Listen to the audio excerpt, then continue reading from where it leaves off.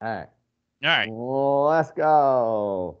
Already going. See, Let's go, recording. Cowboys! Let's go. Welcome to episode 100,000,000,200,000,000,000,000,000,000,000, whatever. 52. 102? 9? And 1. Oh, I don't know. It's episode something. We're going on another episode of the Cowboys losing a playoff game tonight. Brian, welcome. Listen to your negativity. Hey, Calvin. Yes. Hey, that's a really nice sweatshirt you got on. Shut up. We won't talk about how many absolutely blown calls there were in that game. Both sides. But no.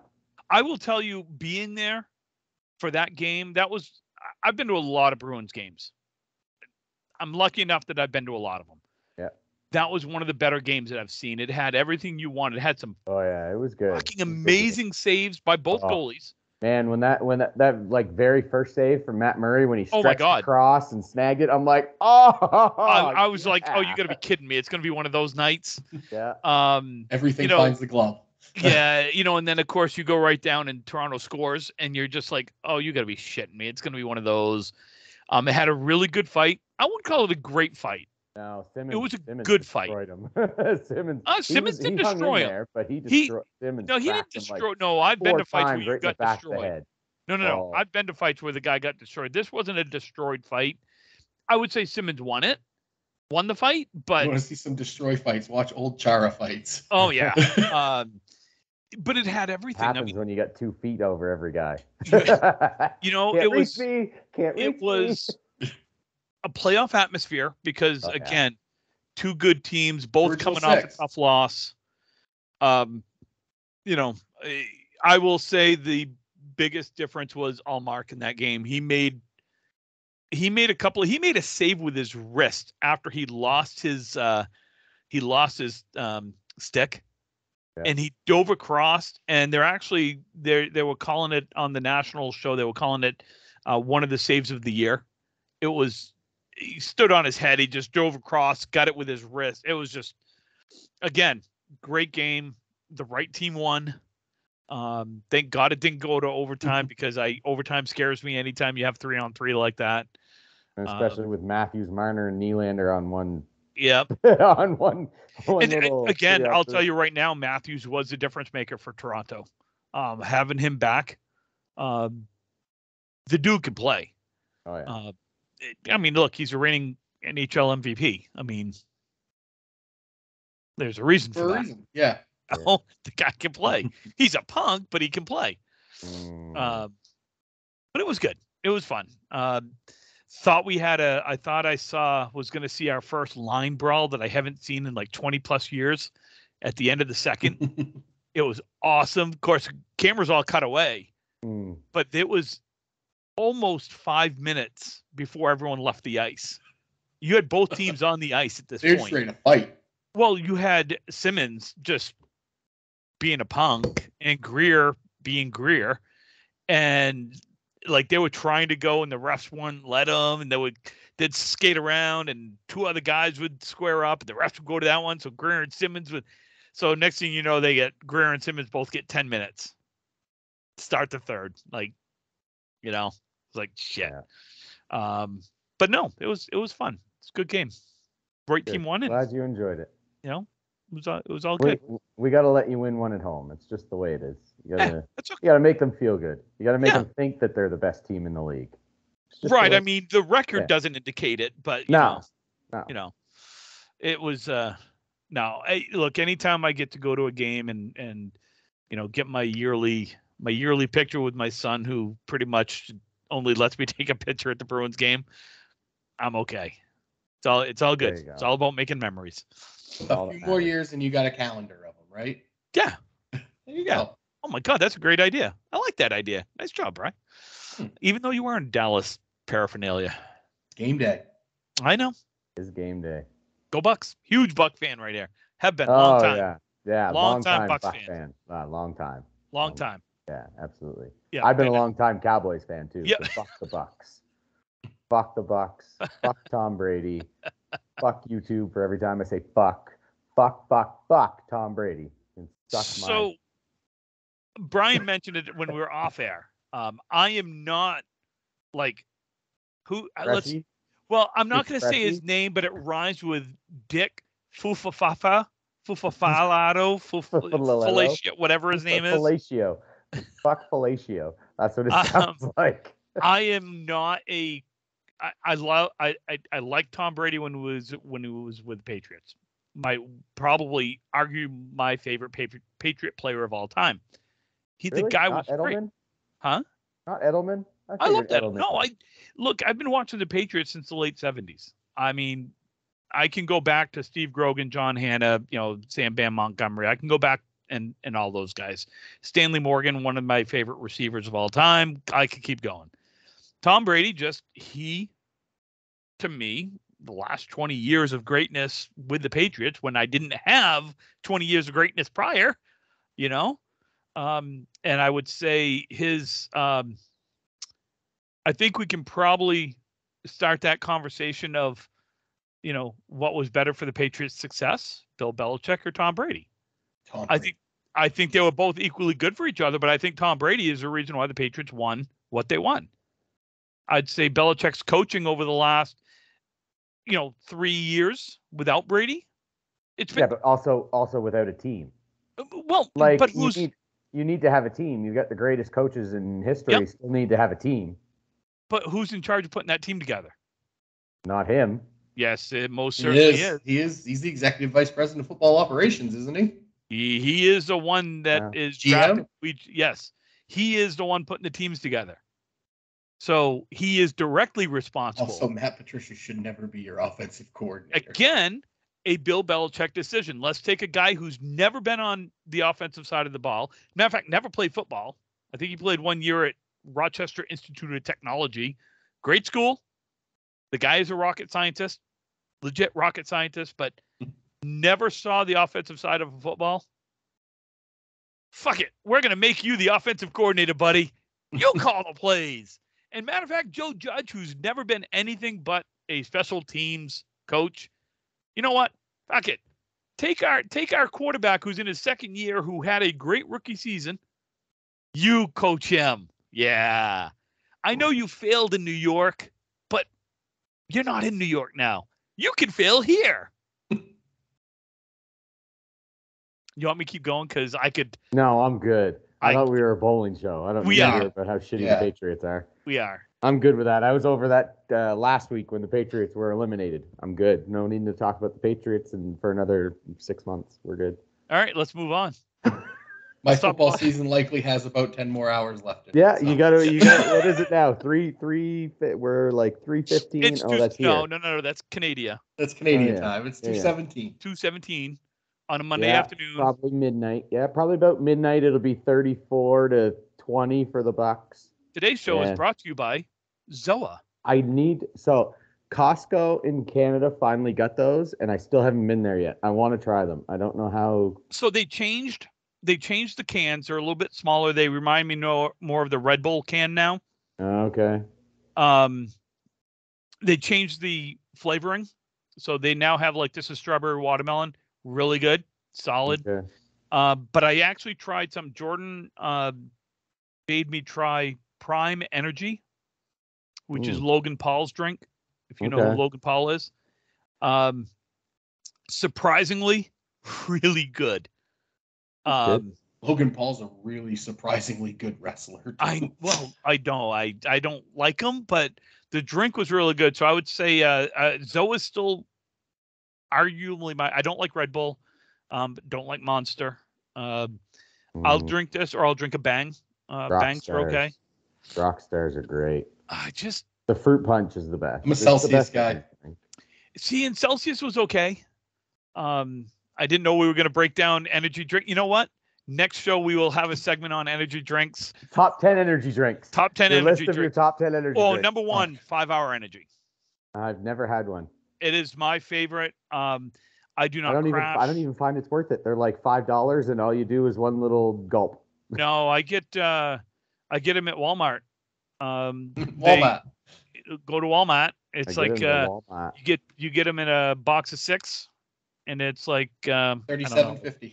No, it's like $13 or $14. So it comes out to like $2.50 each. which is about $1 savings off the store. The store, if you get them in a convenience store, they're about $3.50. But I can get like a $2 Rockstar, which is like this tall. But that doesn't last. Doesn't give me 5 hours, like 5-hour energy. Truly. Anyway, let's talk bowling. I'm being thrown off by Brian's outfit today. By the time we're done this show, the Cowboys would have lost. By the time we could just keep talking, and by the time this show is over, the Cowboys are done. They're eliminated. Breaking news from Rip and the Rack: the Cowboys have been eliminated from the playoffs. See, look what we did. So, Calvin, you had a tournament this weekend to talk about. Now listen, I have got some stories. I have got my firsts in history that I've ever been on, but we'll get into it. First, let's look at the standings. So, those who were there, as you know, the champ is here, right here. Champ, along with the 4 other bums that I had on my team, but they were there. They just, were there. Hey, at least Dugay's funny. Oh, Dugay was fun. Let's talk about Dugay here in a bit. But let's go to the standings first. So the winners were us, Locked and Loaded team, myself, Eric McGuigan, Brandon Romar, Dave Dugay, and Eve, the old man, we call him, the guy who says he can't walk this morning. So suck it, bitch. Second place was Prime Time Dion, which was Corey Jones's team. Third was the Wisecracks, J.R. McDonald's team. Fourth was Sorensen Electric, who beat both the top 2 teams, which was pretty good. Our only loss of the tournament came to Sorensen Electric, and they beat Corey Jones and Corey Smith and them, so they bowled well all weekend to get themselves up there. Century Honda, which was Trevor Stinson, and Smoke Signals, which was Dave Murray. So that was the top 5. Matt Harnett got high average. I think he averaged 129 for the weekend. So 129.84. Yeah. Good bowling, Matty Bum. Good bowling, Matty Bum is right. And then Corey Smith was second high average, and then I was third high average. So it was a good tournament, well run. Heather Lanes, Laurel Goodwin, she did a great job. There was minimal breakdowns, slow balls coming back. Like a couple lanes were really slow. Pinfall was interesting. For the most part, if you were on the head pin, you were getting good splashy breaks. I should say, if you were in a pocket, you were getting good breaks. If you were full, you were punching. Really, like, you couldn't be full. You needed to be in a pocket, whether it be the 2-pin pocket, 3-pin pocket, whatever. So, yeah, it was pretty good. They weren't too fast. It wasn't crazy. Lots of big scores. I think we had the high single at 683. Yeah, I had 172. Was that a 560 this weekend? 580. 580. Okay. Yeah, 580. So we had a 683. It was a good string. I think our low string, that one was 122. Wow. So we had a good string. Yeah, beat some bum named Corey Smith by about 40 pins. It wasn't a challenge. It was, just another day in the office. Yeah. All right. So the fun. Let's go with the fun. So my firsts. This is the first time I've ever seen it in my life. 10th box. The bowler missed the head pin 2 out of 3 balls, and we still lost 20 pins. Yeah.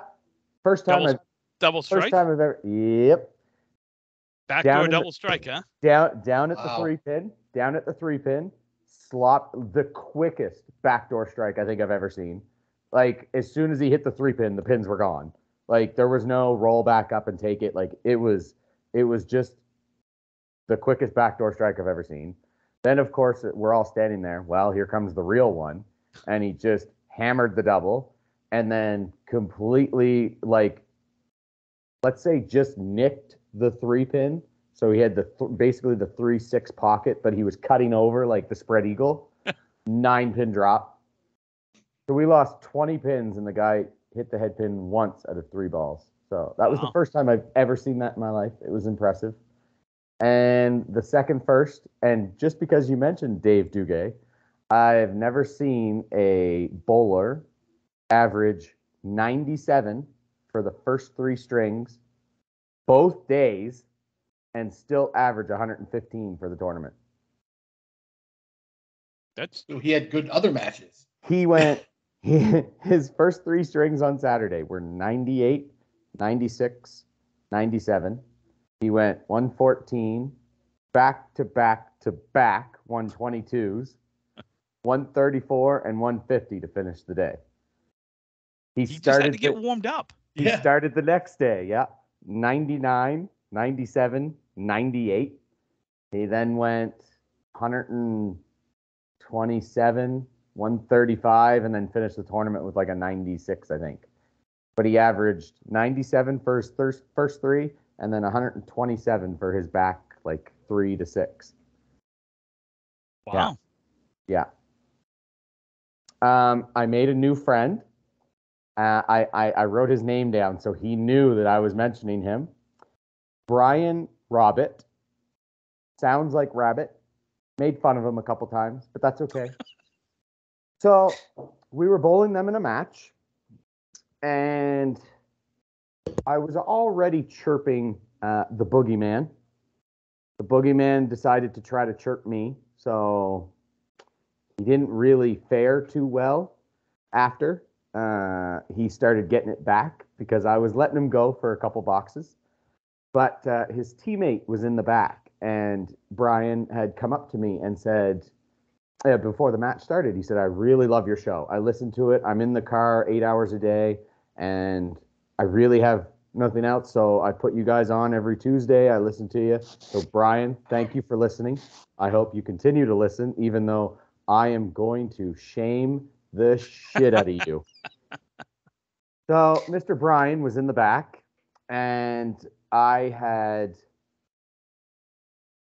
think it was a bad wood. I think I had an 8-pin break, and there was a wood kind of like angled, and I needed to hit it high and push everything back, and I just missed it, like hit the red band, and it went where, spread across and didn't take anything.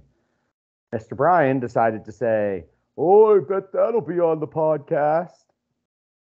And then the next box, I think I had the 189, and then I ripped the 3-pin cold, and then I ripped the 5-pin cold.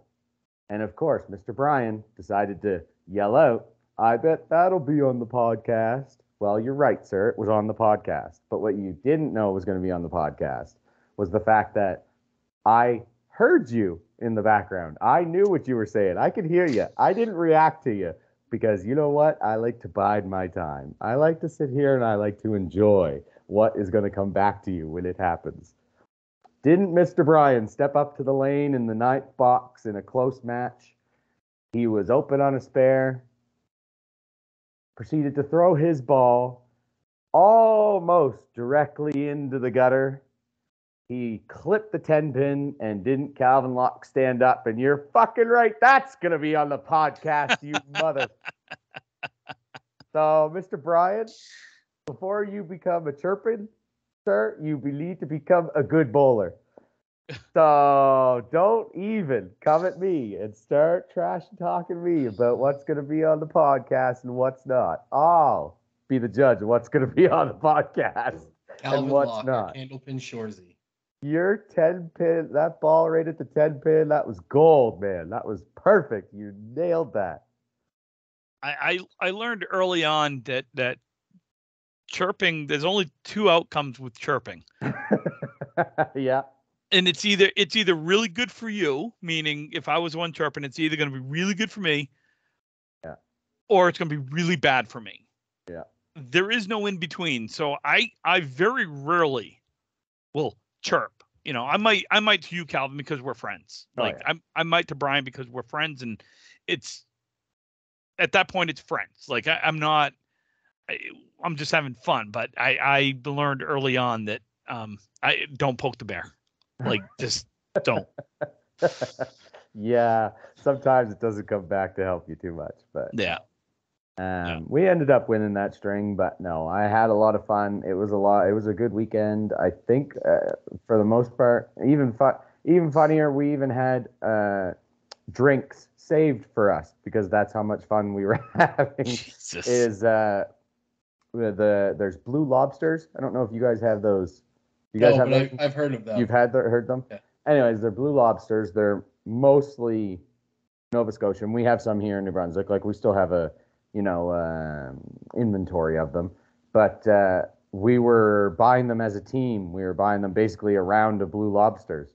So Sunday morning when I came in, Laurel, the owner, pulled me aside and she said, just want to let you know, like, I have a cooler over here. I'm like, okay. She goes, I have 10 blue lobsters left. They're saved for your team. So when you come up to the counter, just let your team know. Come up and go, Laurel, blue lobster, and I'll get it for you, and we'll have it all. They're just for you guys. I'm like, okay, well, thanks, Laurel. I appreciate that. So I'll let the team know. Yeah, we were doing. If you don't get a mark, you get hung, and you buy the team around. But because we knew how, let's say, how good the pins were falling, we knew that there would be multiple times that people would probably get hung. So we limited it to one person a day, and we ended up getting everybody twice except for, I believe, Eve. So it was a good time. It was a lot of fun. It was a good 2-day tournament. I liked it. I liked the one string, 2 days, 15 strings. I'm tired. Yep. Probably a little sore, but good. Feeling good. Good. Yeah. Canada coming up this weekend is the Laura and Trudy Memorial. I believe it has been changed. Yeah, it's at Bayers Road now. It was originally at Heather Lanes, I think, but they changed it to Bayers Road. That is the women's tournament. I don't believe I know how many teams. I haven't seen an update or anything in a while. So I don't know how many teams they still have, but tournament is still a go as far as I know, weather pending, of course. And then we're into 560 season.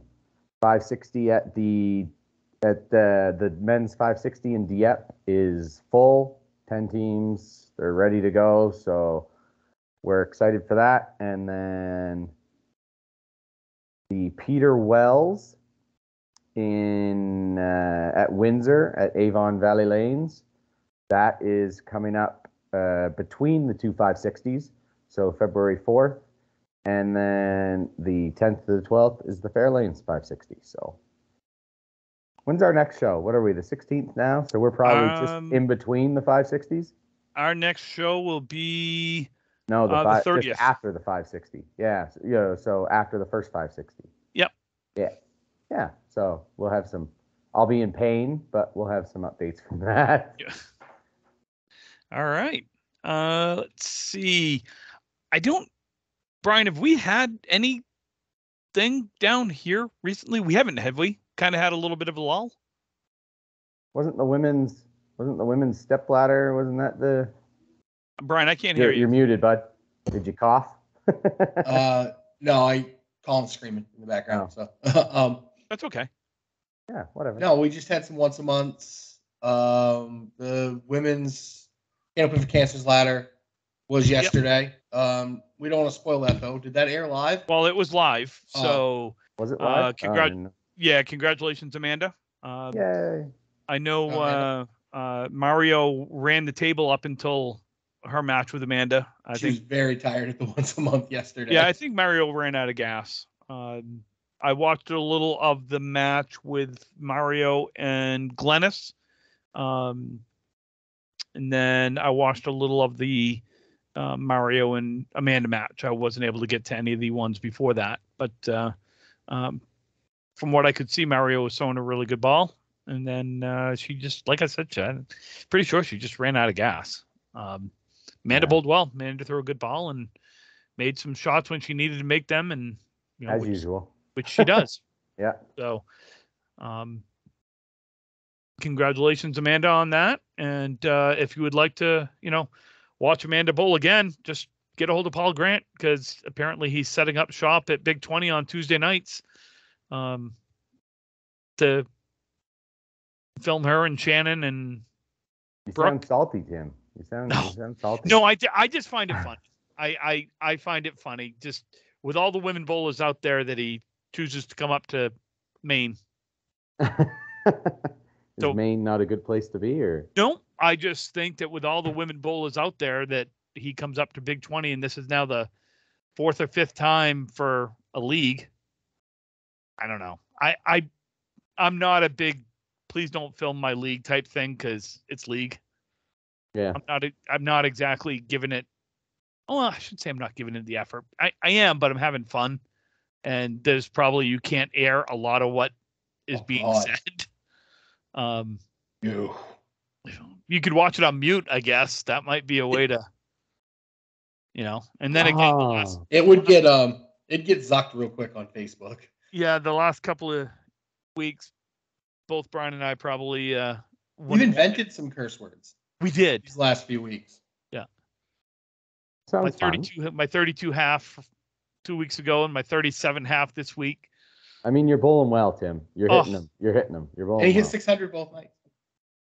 No, I didn't. I went 580 this past week. Oh.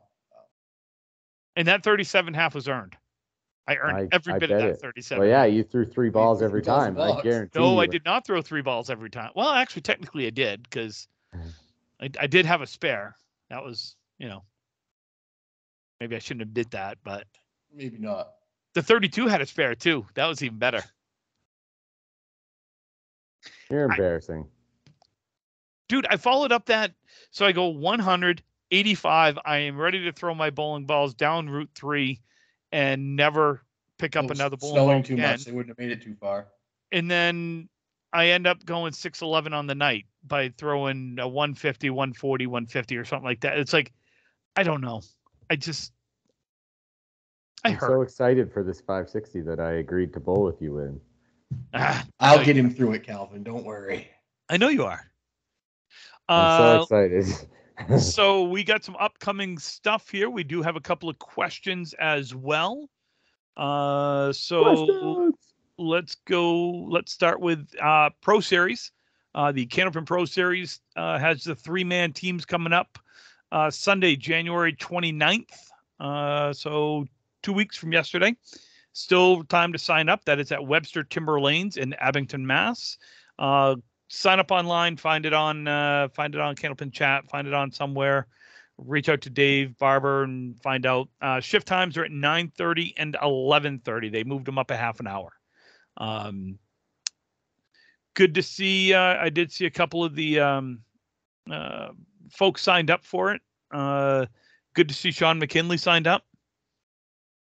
Really? Yep, he signed up for it. So good to see. Good to see Sticky back. I didn't think that was ever going to happen again. He's on there. I don't know if it was a mistake. Wow. Well, great. I hope so. I hope he's feeling great. I'd love to see it. I think that'd be cool. Yeah. And then I see Bobby Witt. Maybe he's gone lefty. Maybe he's switched. maybe he's been practicing lefty. He's got it all figured out. Yeah, maybe. And Bobby Witt's returning from his surgery. So good. He have surgery on. I must have missed that. I have no idea. I don't know what it was, but I know he missed a couple of months. It was right after the Worlds. Yep. Oh, I didn't know that. Yep. Okay. So he'll be making his appearance and bowling. Long-awaited return. Yes. That's what we do in the wrestling biz. Long-awaited return. Yep. I will be making my long-awaited retirement hopefully soon. Oh, we're all hoping that, Tim. Don't worry. I got to find somebody to bowl with me. Yeah, but then you could devote all your time to the show, to making sure the show is great and run properly. Oh, you want me to make the show great again? Yeah. Yeah. When was it ever great? Make the show mediocre. Mediocre. Dude, I went back the other day. I was bored. It was at night, and I listened to like the first couple of shows that Brian and I did. Oh my God. Disgustingly gross. You're welcome. You're welcome. That's all I gotta say. No, it was the sound. No, you should go back and listen to like your first couple. it's not good. What Not that these are any better, but do you mean? let's Great see. shows. Upcoming tournament. Our viewership has like tripled since I joined. So Yeah, I know we're up to like 12 now. I know. Thinking away, we should go live doing this somehow. I know we should. Yeah. I mean, we can do it on Facebook. We just have to figure out a way to get everybody. We have our Facebook page. I know, and then record it though. We got so Yeah. that way we can. Yeah. Oh, I'll figure it out because that'd be kind of cool. Go live. Have people talk to us and ask us actual questions on the thing instead of. Yeah, that'd be cool. Yeah. Yeah. Hi, Kitty. This is Saoirse. Hello, Hey, Saoirse. Giddy, giddy. Kitty. Let's see. The second annual Cheat Your Rose, Saturday, March 4th, 2023 at Leda Lanes, 11 a.m. $270 team for signups. Let's see. They apparently have one opening from what I can see. So they're at 29 teams. They can have 30. Nice. So sign up. Find it on Facebook. Let's see. You got the Battle of the Sexes tournament will be coming up this Saturday at Bowl-O-Rama Family Fun Center. Lanes will be on at 9:15. First ball will be tossed at 9:30. Entry for this event, $80. I don't know if they're still accepting. I saw something on Facebook that he'd only gotten like 3 or 4 people to Venmo or pay or whatever. So, don't know if there's still rooms. I do know, I believe the captains were Amanda and Jeff LaPierre. Don't know. Let's see. We have the Stars and Strikes third annual 3-4-3 3-person 9-pin marathon tournament. That is a lot of numbers. So we're just going to call that the Stars and Strikes, a lot of numbers 9-pin. And an update that I heard from Russ yesterday and Jody, there is no Derby this year. Due to the 3-4-3 and everything else going on, they're not having the Derby this year. Ooh. For all those that bowl in the Derby. I like the Derby, though. It's a fun tournament. It is, but where they're having the 3-4-3, there just isn't another weekend with once a month and Pro Series and. See, that's what we ran into when Mark and I were working on this 560, and the amount of shit we got for picking a weekend that we picked. Now people are finding out just how difficult it is to find a weekend that something isn't going on. Yeah, that's why we have a schedule, and on our we have a Maritime Candlepin page, and that's why we have a schedule. And then didn't Lexi do a calendar for a while? Yeah, but it's there's so many house tournaments. There's so many house tournaments, and there's so many other things that go on that it's really hard to find a weekend. You really got to set it up a year in advance. Yeah, and you basically have to set aside, like, we need to kind of have a way where we have, so for example, like the Fairlanes 560, that's the big tournament in February. And then you can have like 3 little house tournaments if you want. And then, like, for example, March and like November's Worlds. And then you could have like 3 little house tournaments maybe if you wanted. But like to get a big tournament, there needs to only be like once a month. Yeah. So then at least you know, okay, I'm going to these big tournaments and it's, different houses, like, because we have, Worlds could be anywhere and 560 always at Fairlanes, and like there's no other big tournaments at Fairlanes except for the 560. They have a lot of little house tournaments, like they have a 525 and, other couple of stuff like that. But there's always only one big tournament at Fairlanes. There's one big tournament at Spring Hill. The 580 is always at New Glasgow. Like, we have houses, and then you can do all your little house tournaments if you want, but you really shouldn't expect a full tournament every time. Like, you should be like, okay, I'm looking for 12 teams. I'll be okay with 10, because you're probably not going to get all those bowlers to commit to every tournament that we go to. Yeah. I bought my car in July, and I've put almost 23,000 clicks on it in 6 months of driving to bowling tournaments and driving to.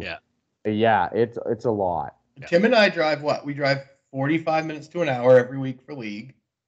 Yep. And then the closest tournaments for Tim and I are normally an hour. I mean, I've obviously, but we've always traveled from this area. We have, and I have certainly pared down the amount of tournaments that I bowl in, especially this year. Last year, last year I bowled a ton though. I between the Exeter once a month and the Pro Series but honestly, gas wasn't $4 a gallon either. That happened. Yeah, our gas has gone down. It has. Our gas is down. I filled up at 291 yesterday and at Sam's.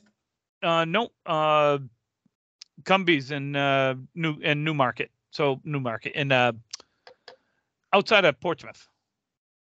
Yeah. Just it's good to see. That's that tax-free gas. But I just can't.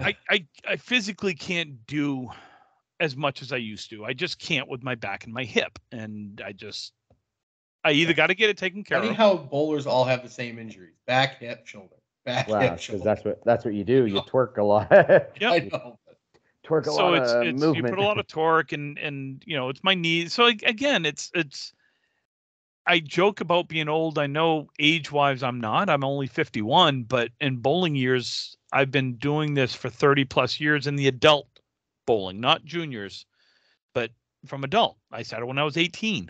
I mean, 51. That's 33 years, going on 34 years of adult tournaments. I'm physically broken down. Like I just can't do the things that I used to do. So anyway, the Stars and Strikes third annual 3-4-3 3-person 9-pin marathon tournament that is coming up. Averages will be as of February 18th. Dates will be March 17th, 18th, and 19th. Come here. I call it. Say hi. Hold on. Hi. Say hi to everybody. Hi, everybody. Hi, Colin. Colin, do you like bowling? Doing? Yes. You like to knock the pins down? Yes. Awesome. Maybe we can go down the bowl without me? Maybe when it clears up, we'll go bowling, okay? It's not open today, but we'll go tomorrow, all right? All right, say bye, everybody. Say bye, everybody. Bye, everybody. Bye-bye. Bye-bye. It's a microphone. It is a microphone.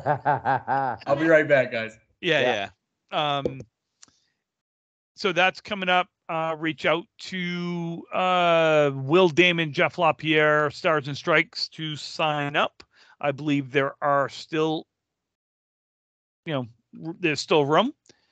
So that's that one. Webster Timberlane's third annual South Shore Classic. That is 10 a.m. on Sunday, February 5th. That is a max of 44 teams. Contact Matt Nichols to sign up. They will be using January 1st average verification. So reach out, find that on Facebook. And of course, we have our 560, the 1710 Bowling and Entertainment Center State of Maine drywall concept ripping the rack 560. Sounds like a NASCAR race. NASCAR event. I like how you took a deep breath before you started that one too. Is that going to go on the trophy? It might. Oh It might. It's going to be a NASCAR trophy. The fucker's going to be huge. Yeah. You get a big check? Can we find a big check? We got to find a big check. We do. So that will be coming up. That is Friday, April 21st, April 22nd, and Sunday, April 23rd. That's with 20 teams. We're going to do 4 strings Friday night, 10 strings Saturday, 5 strings Sunday. It's $750 per team. $100 deposit is due by February 1st to hold/guarantee your spot. Cap is $560 for the team. Any mix, men, women, mix, doesn't matter. There are no substitutes, meaning we're not going to have 7 people on a roster. It's going to be 5 people. Averages used will be, You're only blowing 1-string matches, though. 1-string matches. Averages used will be as of December 31st. And again, because I've been asked 832 times, if not more, or maybe slightly less, yes, the ACST counts for average. Yes, the Friday Pro League counts for average. Yes, your Exeter once a month counts for average. Anything you have 30 strings basically, it's called a league. The ACST is a league, as is the Exeter once a month, the Augusta once a month, and so forth. If you bowl the Augusta once a month, That's the average. That will be the average you use because it's or a league average if you bowl a league there and it's higher. Or league average, whichever's higher. Let's see. Right now we're at 18 teams. We have 2 openings available. I would love to. Our friends from the Great White North. Isn't there only 20 lanes there? There are Yes. 20 lanes. Well, then let's just stick with 18. Who gives a shit? We might. I got to try. If we don't fill it by this Thursday, Are I'll you talk worried about breakdowns, Calvin? No, not at all. It's always nice to have. It a is couple always breakdown nice. lanes. It is. Always And you nice know to what? have a buffer. I mean, it's always nice. And it wouldn't hurt my feelings if we stayed at 18. But I'll talk to Mark. I'll see what he wants to do. Maybe we stay at 18. I don't know. I just think it's cool that we were able to fill it what we've done. Yeah. That's kind of neat. Let's see. We do have the Candlepins for Cancer next qualifying round is at Riverwalk Lanes, Tuesday, January 24th at 11 a.m., Thursday, January 26th at 11 a.m., Saturday and Sunday. Sunday. Saturday, January 28th is 11 a.m. and 2 p.m. Sunday is 1 p.m. and 4 p.m. That time changes due to the King of the River that they have there. It is $80 entry per shift. Top 5 to the live show. The live show will be Sunday, March 12th. All qualifying rounds and live shows streaming on Candlepin Bowling Network. Please register at candlepinsforcancer.com. Yeah, and we do have a couple of questions. Sweet. So let's rip into some questions. Rip in. I just can't wait to see the qualifying scores for that. And Marky's sometimes pit of misery at Riverwalk he has. I don't expect them to be Portsmouth qualifying. I think you'll see 600s, buddy. Oh no, you definitely see 600s. There's no doubt about that. I don't think you're going to see 700s, and like 680 is not going to be your top 5. That's all. Yeah, no. Yeah. So here's a question from some of the ladies that listen to the show. No, Sorry. it's a good question. I don't have a great answer. Okay. Again, the fact that we don't have any women on our panel of, our hosts here, it's sometimes difficult for us to talk about the women's game. But I understand they would like some love too when it comes to Candlepin Bowling. Hey, I love all women. What? Candlepin or out. Okay, You know what I proposed then? We're talking Candlepin Bowling, Calvin. Oh. I proposed this tip. Once a month for one of our shows, we have 2 shows a month, so out of one of those shows, we could have a woman bowler on to talk about what's going on in the women's bowling. That seems like a lot of effort. Or we could just get one full time and go 4. They got to make sure they like fart jokes, though, because that's what we make a lot. Oh no, we when we're definitely. on. Yeah. No, so their question really related to some of the younger Candlepin bowlers, and they wanted to know because we obviously talk about, Maddie Kelly, Amanda, we talk about Shannon, we talk about, some of the more well-known established bowlers. They wanted to know, like, who do we see as some of the up-and-coming bowlers? I can tell you right now, Kerrigan Skinner threw another 630 plus yesterday in our first match. She's bowling awesome right now. Really, She just kicked leagues. kicked my ass in league that time. She's averaging 115 or so in the once a month. I think she's 115 or so in league. She's throwing a great ball right now. I would say in Maine, there's obviously there's a couple of younger bowlers. Katie Witham had that 181 string. Yep. In Augusta a couple weeks ago. So congratulations. No, it's great string. It was a great string. Could have been a 4-bagger. Yeah. Started out the string with a triple, if I'm not mistaken. Triple, and then threw an 8 or 9 break on it. Yep. And made it. So. Jeez, that's pretty good. Yeah, no, she had a couple get away from her in the second half, and I think if you were to ask Katie, the nerves got a hold of her. I think, that's the first time I think she'd been up in that, over 150 big string territory.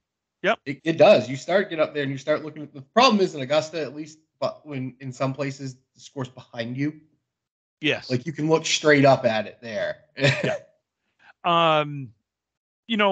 Peyton Dyer out of Belfast is young. I think she's like 14 or 15.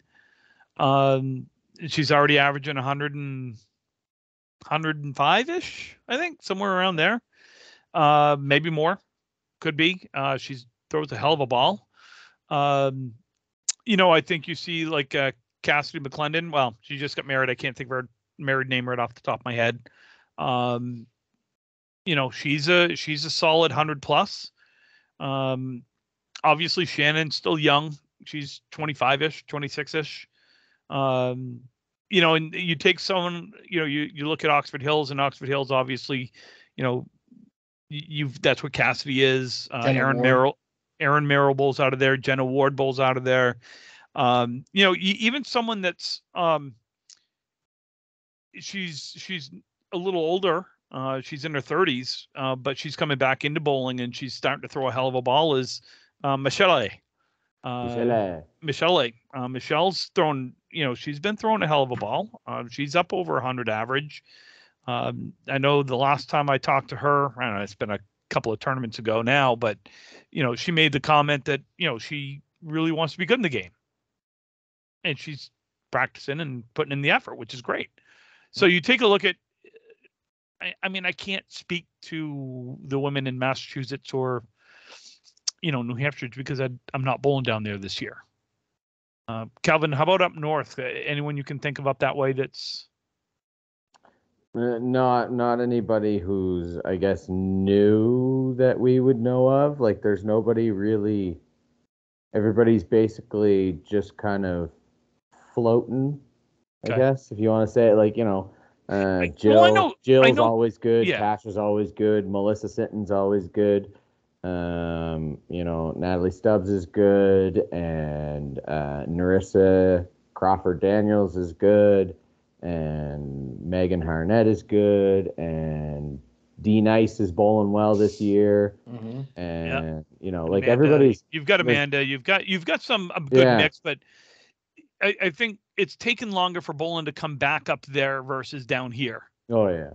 If at all, like if bowling really even comes back at all, because we have, before we used to almost have a 4-person, 5-person teammate every weekend, like a tournament every weekend. But now maybe once a month they'll try to do something. Maybe, we'll have our 560s and stuff like that, but nothing really. It's mostly done here. A lot of people took the 3 years and they're okay with not touching a ball ever again. Yeah. I don't know. It always interests me, and I like to hear when you have those bowlers that say they want to get better and they ask how to get better, what they need to do. And I hear that from Peyton has talked about that when I bowled, next to her and, some best boxes and things. And, Michelle, Bisbee obviously has talked about that as wanting to get better and putting in the time and the effort.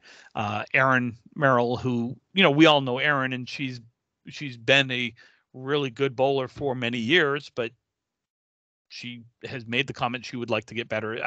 I just like that. I like people that don't just want to go and just, how do I don't want to be complacent. Yeah. Especially tournament bowlers. Like they want to compete and they want to win. And they know to do that, they've got to practice. Practice. Practice. We're talking about practice. But anyway, so what was our question? Well, that was it. They wanted to know like who some of the the upcoming bowlers. I got okay. That was a question. It was just a long-winded way of getting to that point. Gotcha. Brian, I like your idea. So off air over the next kind of week or so, we'll get some names together. I mean, we've had Jill, we've had Amanda, and Jess Bain on. We've had Jess, who runs a lot of tournaments up in Nova Scotia, right? Or is a part of running? She helps out. Yeah. She's more into her photography stuff now, but and being super mom. Yeah. Yeah. And being super mom. Yeah. Basketball coach, photographer. She wears many hats, it looks like. Yeah. Let's see. So our friend Wayne. Wayne. Hi, Wayne. Wayne. Hi, Wayne. Wayne. So he had a couple of questions, basically about throwing the first ball. Again, for those of you that don't know, Wayne is our friend in Michigan. He loves the game, loves watching on YouTube, and has actually bowled some in the past. But he wants to know if you're, I guess, right-handed and throw with a counterclockwise spin. I can answer only one way. Brian has done it both. And Calvin can throw that both ways too. Do you aim for the 1-2 pocket or the 1-3? That's the first question. So this is probably why I'm not good. I just kind of try to throw at the head pin because I know I'm not good enough to hit the head pin dead in the middle. So as long as it's in that general vicinity, usually I can get in the pocket. I typically hit the 1-2 pocket. I go Brooklyn a lot. I throw cross alley. But typically I try and throw my ball. I try and snap it a little bit like this when I throw it. So it's kind of cutting back a little bit. So if I hit that 1-2, it still mixes. Counterclockwise, I guess, is what he's. No, that'd be clockwise. Counterclockwise. Yeah. You throw the ball more counterclockwise. I guess. Yeah. Okay. Yeah. I don't know. I'm coming over. Yeah. Calvin, what about you? I just throw the ball. I've always said this, and everybody's always, and they ask me that too, and they're always saying, well, what are your mechanics? Like, what do you do? And I'm like, listen, when I go up to bowl, I have the same approach, same everything. And actually, a lot of people ask me this weekend, why do you slap your foot when you get up there? And I said, honestly, it's just like in baseball or like in basketball or like anything. You have a routine. Well, my routine is I go up, I slap my foot, I go up, I take a slide, I come back, I pick up my ball, I scrub my ball, I throw my towel down to my right, I get up to my spot, I take 1, 2, 3 swings, get ready and go. There's no I'm aiming for this, there's no I'm aiming for that. I pick up the ball and I do the same routine. My body, and this is for everybody, honestly, a lot of people who are like, I need to aim for this or aim for that. When you aim, you don't throw the ball. You're not going to make your shots when you aim. You cannot aim the ball. You need to just go into your, okay, this is where the spot needs to go. This is where I need to line my body up, where my ball is going to, where I'm going to throw that ball, and you need to throw it. Because when you're aiming, you're stiff. You stiff the ball. You stiff it because you're trying to push it in a certain direction. And I said that with one of my bowlers this weekend, who I could tell when he was aiming the ball, and I could tell when he was throwing the ball. And you could tell just in the way you deliver it. So they're really, and I mean, if it gets you in the right mind, then that's fine. But you should not be trying to aim the ball in a certain area. You should be getting a routine, getting yourself set wherever you need to stand to throw the ball, then you throw it. There should never be any aiming. Your body knows where to throw the ball. Your mind is telling your arm you're throwing at the head pin. Yeah. You don't need to tell yourself, I need to throw at the head pin. The only time I really ever aim is I play the shadows on 9 drops. I try and make my ball hit the shadows. There's certain things, but so I was early on, I had a conversation with Chip Carson many years ago, and Chip was asking me where I'm trying to throw the ball. Like, not necessarily aiming, but where am I trying to throw the ball? Yeah. And I used to always say, well, I'm trying for the 1-3 pocket. And he would say, why? And I said, well, my ball breaks that way. Breaks right to left. So I'm trying to bring it into the 1-3 pocket. And he said, stop. Yeah. He said, try to hit the middle of the head pin. He goes, no one is good enough to hit the middle of the head pin all the time. He goes, that way if you're off by a fraction of an inch, you're off on the 1-3 pocket, or you're off on the 1-2 pocket. Yeah. Mm-hmm. Yeah, we're not bowling 10 pin. We're not bowling 10 pin where your ball needs to go into a certain pocket for it to mix. Right. We're not doing that. That's what I try to do. I'm going to call it aiming for the head pin. I'm not aiming. I'm trying to throw the ball to the center of the head pin. Memory anyway. Oh yeah. It is. The body knows what to do. I've done a few balls. I mean, it's a little trippy, but I've done a few balls with my eyes closed and hit the head pin. Yeah. Like your body knows what to do as long as you're doing it. And he asked, does one of the pockets result in a higher percentage of, spare leaves or strikes? And no, like me, it doesn't. I'm sure if we asked Paul Grant, he could figure that out for us. But I'm sure Bob Lee would put something together. And that's the cool thing with Bob is he is such a stats guy yeah, that he has these percentages. So when Paul, when he's like, oh, they've got the 4 horsemen, this goes 33% of the time for Pro Bowlers. I'm like, oh shit, Wow. that's cool. yeah, It's that's kind of pretty neat. right? It's nice. Um, It's neat to know. So I'm we'll gonna add say, that to his list. We'll add Yeah. that to his list. I'm gonna say 1 2 pocket for left-handers and 1 3 pocket for right-handers. Which is better? I'm gonna say no idea on that question on what pocket results in a higher percentage, because I'm just happy if I hit one side or the other. Yeah. And if I continuously go through the middle, then Take a half step forward Take- or a half step back. yeah, I'll figure something out. Yeah. And then he just asked, if you miss a head pin, do you get better results on average missing left and hitting the 2 or missing right and hitting the 3? And honestly, once you're past the head pin, it's a crapshoot. Tim's had a You're- pretty goddamn fair good game. result missing left. Yeah. Well, my ball tends to miss left because of the way I throw the ball. Mine does just because I'm fat. Go across my body.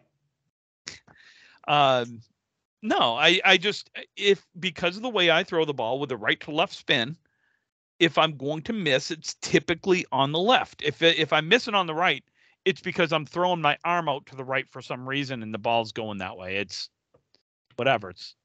I'm Yeah. old and out of shape, and It happens. it happens. I Yeah. think that's it. That's it. We're over what we were going to do today, but again, thank you folks for listening. Questions, Please, everything, listening. Yeah.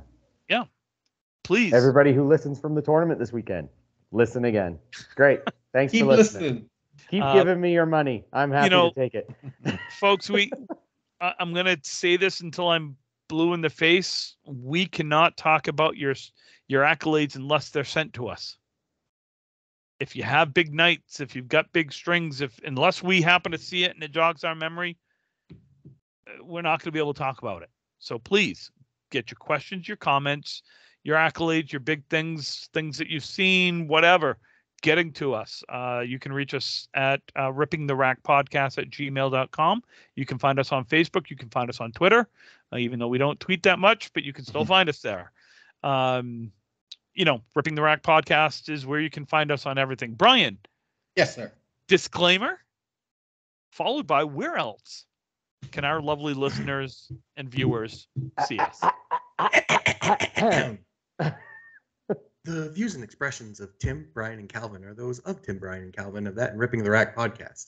If you do not agree with those, that's okay. We're all allowed to disagree from time to time, and we hope you have a great day. You can hear us on YouTube. You can hear us on You can hear us on Jesus? Oh, Jesus. Jesus. Let's can try hear that us again. in church. You can hear us on Anchor, Breaker, iHeartRadio, Spotify, iTunes, YouTube, and wherever else you catch your pods. Love it. Catch us on the Jesus podcast. Yep, Good old podcast. Jesus podcast. All right, folks. Have a good winter. God, it's a shitty day out right now. So Cowboys. Be safe. I just realized before we finish that when I did this, I'm like, we didn't even introduce ourselves today. oh my God, we didn't. So for those of you that would like Bye, an introduction everybody. real quick, Bye, everybody. I'm the host. My name is Tim. With us today is Brian, our Coastal Crusader, and Calvin, our King of the North. On that note, Goodbye. stay classy, San Diego. Hey.